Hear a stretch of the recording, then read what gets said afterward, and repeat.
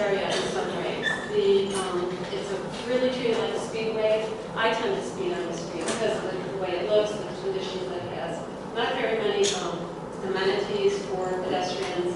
And so a number of us have been trying to figure out a way to revitalize this area and make it work better. So one of the things we did, Silk Scene, before we started Vision Niagara, was go to the city and talk to them about traffic calming and changing the traffic pattern to 3 lanes with a middle turn lane and having right lanes. And the city listened. And we are now going to be part of the Complete Streets project, which we're really pretty excited about, which is going to include bump outs, bike lanes, and the EPA has recently announced that they've given the city of Buffalo a $500,000 grant for green infrastructure just for this area, and it's matched with an additional $500,000 from the state. So that is really pretty exciting.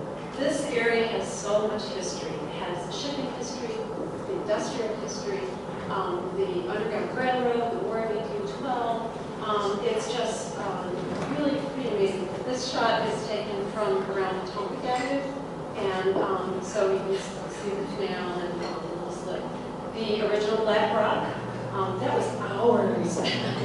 So Black Rock, which is north, that's really part of our area there, and so it's just south of Albany Street, and it was blown up to build the Erie Canal. But you know, it's just one little bit of history there. Broderick Park, if you haven't been down there recently, is being renovated. It's looking gorgeous. It's the city's invested $2 million so far in the renovations.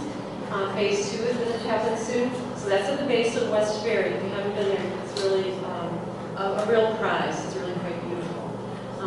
And at the base of Lafayette, this is what was once there. It was a brewery, a really pretty gigantic brewery. My husband and I lived really close by, right at that corner. The city tore it down. Preservationists were really pretty upset with that. We didn't know that the city was going to tear it down, but it opened up this amazing view for us. Well, you know, this is actually, these are pictures that were taken from our place. The University of Buffalo, Professor Hirohata has worked with his graduate students, and they've done amazing, inspirational ideas for the whole Niagara Street corridor, and this is how they envision that particular open space to be in. So it's a cleanup site right now, a DEC cleanup site, and we're trying to preserve it as a green space. This is a picture from the Buffalo News. They did at least 2 or 3 this past year. The sunsets are gorgeous. You know, so this is looking down Lafayette Avenue. You know, this is what the people need this in that neighborhood, is to have this kind of space that they can gravitate to, that they can enjoy. We've had some successes. We were able to get the city to expand the town of Wandaboa to include Niagara Street. So this opens up possibilities for investors and businesses to possibly take advantage of those sorts of funds. So that's in the process now. We've had some challenges. Elegant Development at 960 Busty Avenue has this proposal for a 14-foot by 36-foot LED sign that's going to project advertisements to people on the Peace Bridge. So the zoning board did not listen to our appeals to deny that. But here's a building at 1100 Niagara Street that somebody has recently bought, and the interior, when you talk about Silo City, this could arguably rival some of the interiors in Silo City. So it's a big lift, it's a huge project, but we're really hoping that this can move forward. We're really trying to work to preserve as much of the architecture as possible. A very unassuming building on Niagara Street at 1215. Inside, all of this equipment is still there.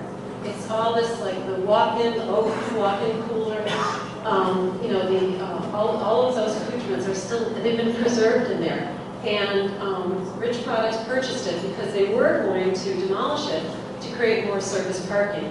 But they are looking now at we're working with them to figure out other ways that maybe some other businesses could operate in there. It's also, it's a project, let me say. But this is, again, one of the interior shots from about the 30s. We recently got the New York State Main Street Technical Assistance Grant to do a feasibility study of a small cluster of buildings on Niagara Street. And we're hoping that this will help property owners figure out how they can realistically reuse those buildings, you know, because of the expense. again, thanks to Professor Hunt's students, we can see from 1951 to 2011 how much infrastructure we've lost. And so we're desperate to hold on to what we have. We're really trying to keep as much of it as possible. That little red circle shows where that little cluster of buildings is. That's Rich Products on the left. And this is some of the fun we have doing our research. We've toured the Beltline a few times. Chris Hawley and Chuck Bannis gave us our first tours. That's the Beltline, which circles the city, and part of it goes through our particular district. So it's been a lot of work, but a lot of fun, and I've met some pretty amazing people, including some of the folks here in this process. So thank you for listening.